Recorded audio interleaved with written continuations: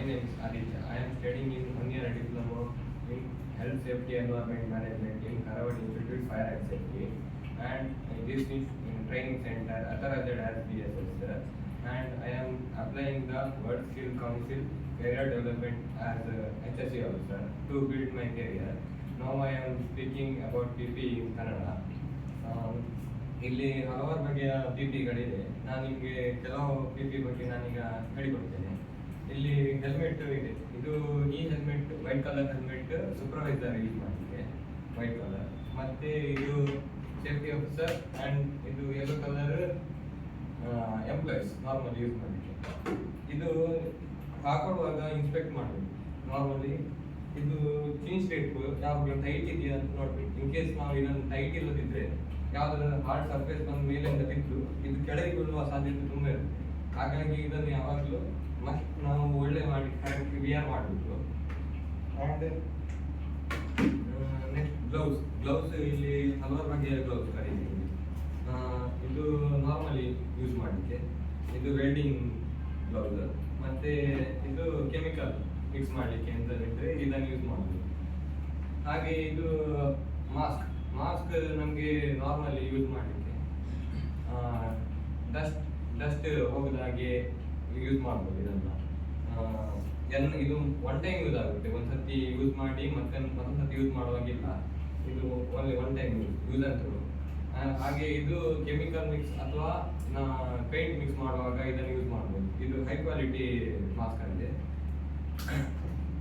ಹಾಗೆ ಇದು jacket night ಈಗ ವರ್ಕ್ ಮಾಡುವಾಗ ವಿಸಿಬಲ್ ಆಗಲಿಕ್ಕೆ ಇದನ್ನ ಹಾಕಿ ತೋರಿಸ್ತೇನೆ.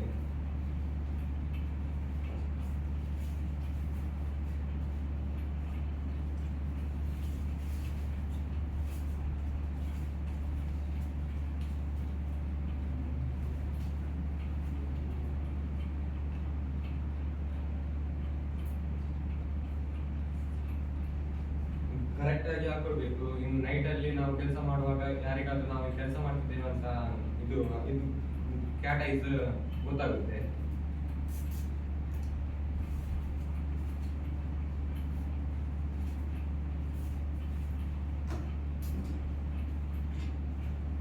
ನೆಕ್ಸ್ಟ್ ನಾನು ಹೇಳ್ತಿರೋದು ಇದು ಏರ್ ಪ್ಲಗ್ 85 ಡಿಸಿಬಲ್ ಗಿಂತ ಜಾಸ್ತಿ ನಾಯ್ಸ್ ಇದ್ರೆ ಇದನ್ನು ಯೂಸ್ ಮಾಡಬೇಕಾಗುತ್ತೆ.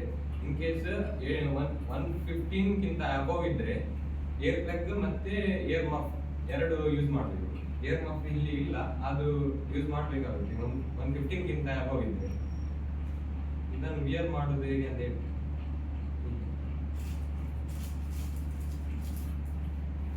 ಯೂಸ್ ಮಾಡಿದ್ದೇವೆ. ಅಂಡ್ ಇದು ಗ್ಲಾಸಸ್ ಇದು ಇನ್ ಕೇಸ್ ನಾವು ಗ್ರಿಲ್ ಮಾಡಬೇಕಾದ್ರೆ ಅಥವಾ ಎಂತಾದರೂ ಶಾರ್ಪ್ ಬಂದು ಕಣ್ಣಿಗೆ ಬೀಳ್ಬೋದು, ಅದಕ್ಕೆ ಇದು ಪ್ರೊಟೆಕ್ಷನ್ ಮಾಡುತ್ತೆ. ಇದು ನೋಡ್ಬೋದು ನಿಮ್ಗೆ ಎರಡು ಸೈಡ್ ಫುಲ್ ಪ್ರೊಟೆಕ್ಷನ್ ಇದೆ. ಕರೆಕ್ಟ್ ವಿಯರ್ ಮಾಡಬೇಕು. ನಾವು ಕನ್ಸ್ಟ್ರಕ್ಷನ್ ಅಲ್ಲಿ ಯೂಸ್ ಮಾಡುವಾಗ ಇದನ್ನು ಹಾಕೊಳ್ಳಬೇಕಾಗುತ್ತೆ. ಇನ್ ಕೇಸ್ ಎಂತ ಕಣ್ಣಿಗೆ ಪ್ರೊಟೆಕ್ಷನ್ ಬೇಕಾಗ್ತದೆ. ಇದು ಫುಲ್ ಕವರ್ ಆಗುತ್ತೆ. ನಾರ್ಮಲ್ ಗ್ಲಾಸ್ ಯೂಸ್ ಮಾಡಿದ್ರೆ ಫುಲ್ ಕವರ್ ಇರುವುದಿಲ್ಲ. ಇದು ಫುಲ್ ಸೈಡ್ ಎರಡು ಸೈಡ್ ಸಹ ಫುಲ್ ಕವರ್ ಇದೆ. ಹಾಗೆ ಶೂಸ್ ಯೂಸ್ ಮಾಡಬೇಕು.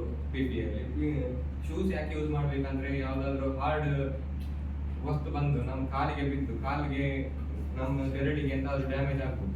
ಅದು ಡ್ಯಾಮೇಜ್ ಆಗದಿದ್ದಾಗೆ ನಾವು ಯೂಸ್ ಮಾಡ್ಬೋದು. ಅಂದ್ರೆ ಅದು ಶೂಸ್ ಈಗ ಎಂತಾದ್ರೂ ತಾಗಿ ಬ್ಲಡ್ ಬರ್ಬೋದು.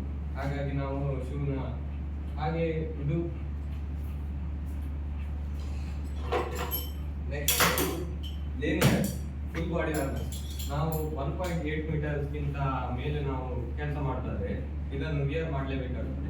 ಇನ್ ಕೇಸ್ ನಾವು ಕೆಳಗೆ ಬೀಳುದಾದ್ರೆ ಅಕಸ್ಮಾತ್ ತಪ್ಪಿ ಕೆಳಗೆ ಬಿದ್ದರೂ ಇದು ನಮ್ಮನ್ನು ಪ್ರೊಟೆಕ್ಷನ್ ಮಾಡುತ್ತೆ.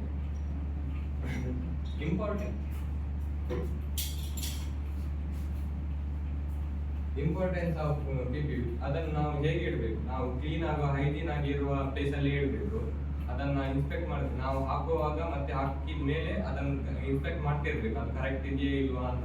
ಇನ್ ಕೇಸ್ ಅದು ಡ್ಯಾಮೇಜ್ ಆದ್ರೆ ಅದನ್ನು ಇನ್ನೊಮ್ಮೆ ವಿಯರ್ ಮಾಡಬಾರ್ದು. ಅಲ್ಲೇ ಬೇರೆನೇ ಯೂಸ್ ಮಾಡಬೇಕು ಹೊಸತ್ತೆ. ಅದನ್ನು ಮತ್ತೆ ಪುನೊಮ್ಮೆ ರೀಯೂಸ್ ಹಾಗೆ ಮಾಡಲಿಕ್ಕಿಲ್ಲ. ಹಾಗೆ ಥ್ಯಾಂಕ್ ಯು.